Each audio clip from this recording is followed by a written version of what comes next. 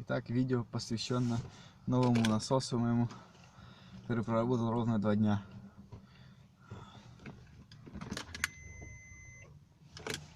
Заводим.